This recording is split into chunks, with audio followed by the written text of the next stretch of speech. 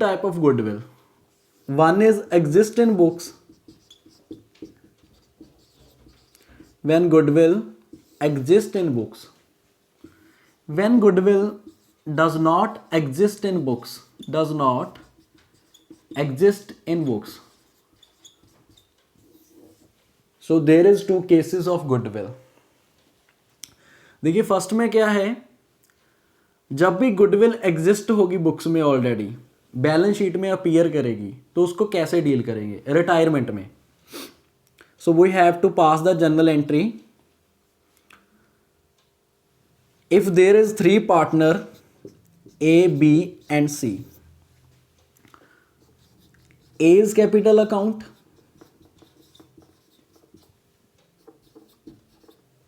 B is capital account.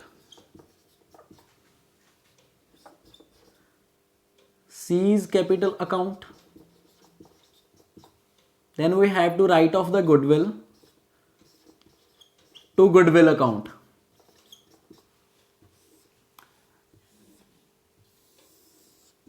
जितनी भी value goodwill की गिवन है बुक्स में, उस अमाउंट के साथ गुडविल को राइट ऑफ करेंगे जितने भी पार्टनर्स हैं, ऑल पार्टनर्स में.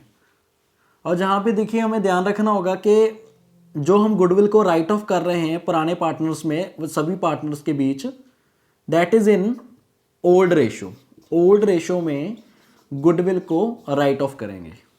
सो suppose if there is a equal ratio or amount of goodwill is 30,000, so that is debited to each partner 10,000 each. 10,000 each. So students देखिए, this is the first case when goodwill exist in books. books का मतलब क्या है यहाँ पे? Balance sheet. Balance sheet में जो भी गुडविल अपीयर करती है उसको हम राइट ऑफ करेंगे ओल्ड पार्टनर के बीच, यानी कि ऑल पार्टनर के बीच. अगर यहाँ पे बी की रिटायरमेंट भी होगी, अगर बी की रिटायरमेंट होगी तो बी को भी डेबिट किया जाएगा गुडविल राइट ऑफ करने के लिए. सो this is the first case when goodwill exist in the books. The second one is does not exist in the books. देखिए जो सेकंड केस है उसको मैं रिटायरमेंट के साथ रिलेट करता हूँ. रिटायरमेंट में क्या होगा, जो रिटायरिंग पार्टनर है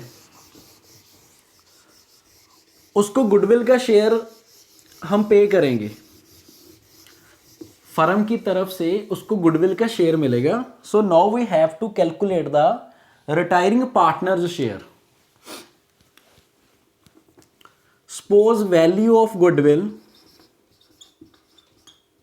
जो फर्म की गुडविल की वैल्यूएशन है, that is suppose 30,000. If there are 3 partner A, B and C in the ratio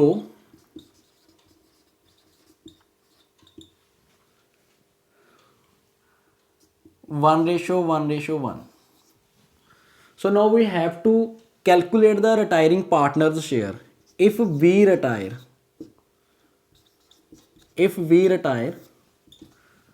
अब देखिए टोटल फर्म की जो गुडविल है that is 30,000. We have to calculate the retiring partner's share in the goodwill. So 30,000, B का share कितना है? 1/3. So this is 10,000. जो retiring partner का गुडविल का शेयर हुआ दैट इज 10,000. अब जनरल एंट्री कैसे पोस्ट करेंगे, गुडविल को रिकॉर्ड कैसे करेंगे बुक्स में? That is we have to debit the continue partner and 2 retiring partner. अब देखिए इस केस में कंटिन्यू पार्टनर्स, हमारे कंटिन्यू पार्टनर्स कौन से हैं? B is a retiring partner, A and C are continue partner. So A's account, sorry C's account, इनको debit करेंगे. These are the continue partner. 2 B is capital account. बेटा यहाँ पे ना कैपिटल अकाउंट डाल लेना. A is capital account,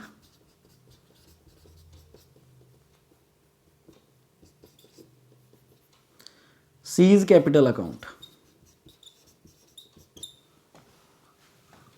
so B's capital account is credit with 10,000। अब जो 10,000 है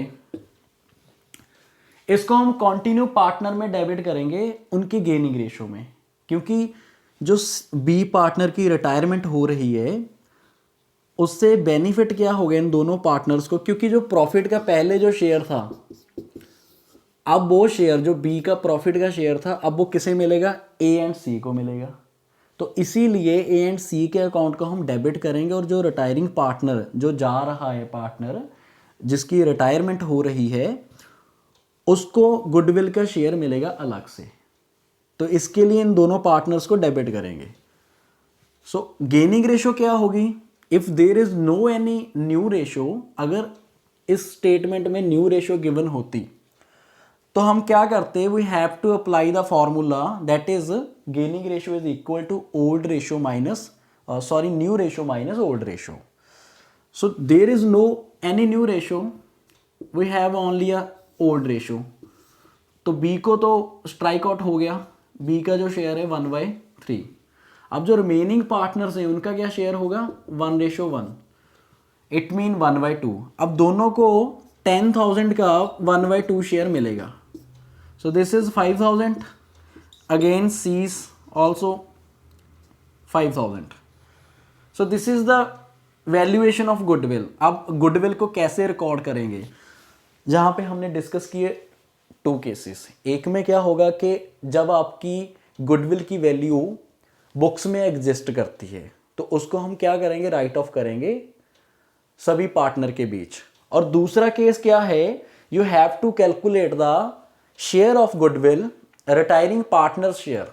रिटायरिंग पार्टनर है जो हमारा, उसका गुडविल का शेयर क्या है उसको हम कैलकुलेट करेंगे और उसकी जनरल एंट्री क्या डालेंगे, continue partners capital account debited to B's capital account जो रिटायरिंग पार्टनर है। So these are the continue partner, these are the continue partner और B is retiring partner। सो बेटा बहुत ही इजी टॉपिक है जे अकाउंटिंग ट्रीटमेंट ऑफ गुडविल। पूरा का पूरा goodwill इसमें कवर है। जो दोनों एंट्रीज हैं जो पोस्ट करनी है अकाउंटिंग ट्रीटमेंट ऑफ गुडविल, जैसे एडमिशन में तो 7 to 8 केसेस थे गुडविल के, लेकिन इसमें क्या होगा, जा तो आपको गुडविल बुक्स में गिवन है उसको आपने क्या करना है राइट ऑफ, या फिर क्या होगा कि जो कंटिन्यू पार्टनर्स हैं जो रिटायरिंग पार्टनर है उसको जो गुडविल देंगे हम, ठीक है, तो उसका गुडविल का शेयर कैलकुलेट करेंगे। सो उसकी क्या जनरल एंट्री होगी, continue partner to retiring partner. So ये हमारा था accounting treatment of goodwill under retirement chapter. तो नेक्स्ट लेक्चर में इसका जो नेक्स्ट टॉपिक है that is revaluation of asset and liability वो करेंगे। So thank you students.